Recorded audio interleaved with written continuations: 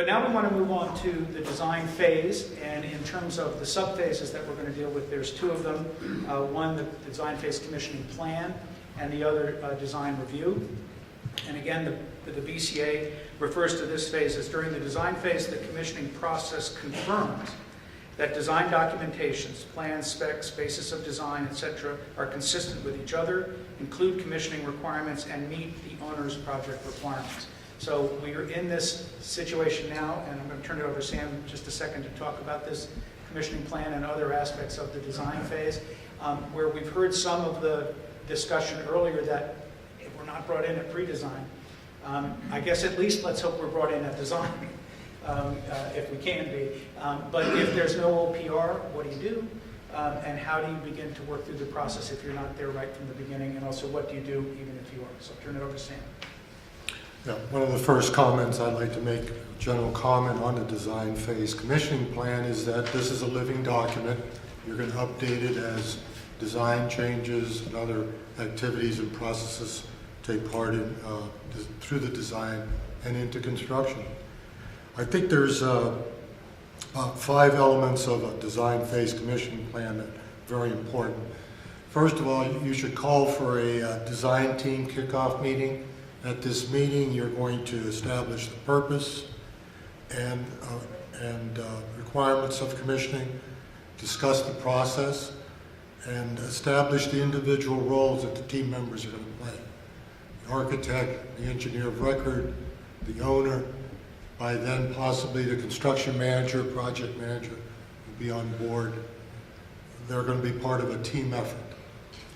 One of the other things is, since the owner's performance requirements are going to be a document that will serve as the basis of design, for commissioning, for acceptance testing, it's important that the commissioning agent review this document. Sometimes we're, to what you just said, we almost have to develop the owner's performance requirement based on discussions at this kickoff meeting, because one has not been prepared. Once we understand the owner's requirements, the design team usually produces what's called a design intent document. This is where you go into more detail of things like temperature set points and what you said about the operating room has to be plus or 5 degrees from 65 and has to meet it in 2 minutes. Well, that's a pretty important statement that has to go into the OPR and the design intent. Your indoor air quality, what's the level of controls that this building is going to have. All this has to be discussed, put on paper. Once this basis of design document is drafted by whom, again, it should be reviewed by the commissioning agent. He's using this document for the basis of his pre-functional, functional, whatever you want to call them, acceptance testing. As a minimum, I'd like to see at least a 50% bid documents review by the commissioning agent. At that time, you should probably have a good draft of the commissioning plan for construction. You should be talking about the commissioning specs for both the upfront sections and the individual technical sections. I'd like to see an emphasis on coordination of these requirements with the various trades. There should be commissioning language for the controls, the testing and balancing, the mechanical contractor, these types. At the 50% plan, you're also looking at basic layouts, maybe some piping risers, etc. You may not have sized them, but in general, you should be looking that these meet standards. There should be some details there, standard details, possibly some equipment schedules that you can look at. Make sure the energy efficiencies are on them. And again, these are to be looked at the 95%. I see the 95% as the last chance for the commissioning agent and other design reviews to go over the drawings, make sure they're complete, final commissioning specs, supplemental commissioning language in the front for the general contractor, or whoever's responsible for the subcontractors. And finally, I'd like language in the commissioning plan and in the specs that the commissioning provider should assist during the bidding process. In particular, explaining to the bidders the requirements for commissioning, why commissioning is important in the commissioning process, so they can adequately bid in their fees allowance for this process, because they're going to be heavily involved in the startup, functional testing, and acceptance testing of the systems. So that's my 2 cents on what should be in a design phase commissioning plan. Anybody else want to comment? I like to use analogies, but I always tell my rookies or my junior engineers that the commission plan is almost like a cookbook. You know, it's going to tell you the ingredients, right, who the players are. It's going to tell you how much of those ingredients you need, right, their roles and responsibilities, how much involvement they're going to have, and like what Sam said, it's important to know your role and know how much time you have to spend on it, whether you're the commission provider, whether you're the architect, the engineer, and the plan really does lay that out. It lays out to the subcontractors, you know what, I have to be there to witness the testing or to participate in the testing. Oh, besides, you know, just starting up a piece of equipment and walking away, I need to be there with the balancer, with this person at the time of commissioning. So it gives you not only the you know, the ingredients, the players, and how much they'll be needed as far as roles and responsibilities. It also then tells you the steps. Right? A good commissioning plan will say, first you do this, first you do that, then this comes along. This way, anyone can pick up that living document throughout the process, open it up and say, all right, my role is X. I go to the chart, or I go to whatever the documentation says. All right, I'll be needed this much at this time, and this is when I can interject myself into the system.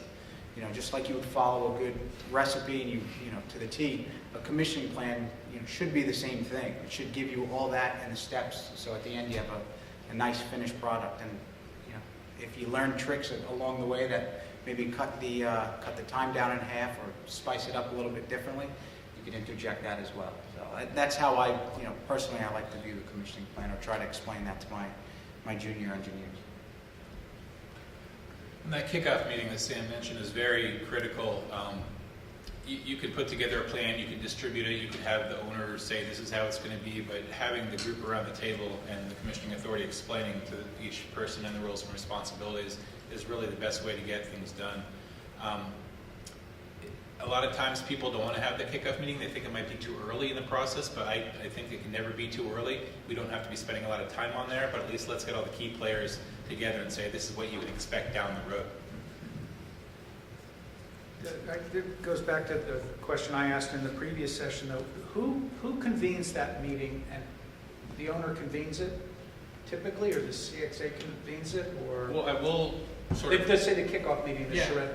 Well, we'll ask the owner to get the team together because everybody works for him, and we will create the agenda and hold that meeting. So it's catalyzed by the commissioning authority, but called by the owner, so all the players come, okay? And so, to me, that process would be great immersion for a rookie, just to sit and watch. Just be a fly on the wall, you could learn a ton. That's I think it'd be great if we could film one of those one of these days and watch that really take place. But so I'm immersed and I'm sitting there watching this, you know, go on as a rookie, and I look across the table at the ME and I look across the table at the architect, and you know, what type of skill set does the commissioning authority have to make them be smiling as opposed to be frowning, you know, in that process? I mean, the owner's there, they're there. The owner calls it, they're going to come. And I guess as we're getting more sophisticated, sort of as a professional group, people understand commissioning way better than they used to, as Mark alluded to. But still, there's a lot of egos in the room. You know, what are you going to tell me that I don't know about mechanical engineering? You know, and I'm not going to change my programming or my space planning for anything you tell me. How do you begin to, what skill sets is that rookie going to see you guys exercising to get over that hump and make the meeting a successful one. Dean, you bring up an important point. I personally believe that the commission agent should always report to the owner because he's there to protect the owner's investment in that building or whatever. Oftentimes we're working for the construction manager, unfortunately in some cases the mechanical contractor, but if you're working for the owner, it's pretty cut and dry that you've got his ear, you're there to bring value to the project, to protect his back, and it's pretty easy to call a design meeting. If you're working for someone a few levels below that, then it becomes tough to try to get a design meeting going, get engaged early in the process, and if you're working for like the Army Corps of Engineers or somebody like that who puts you under a mechanical contractor, then you're probably going to get called when construction starts. So that's 3 levels of, I think,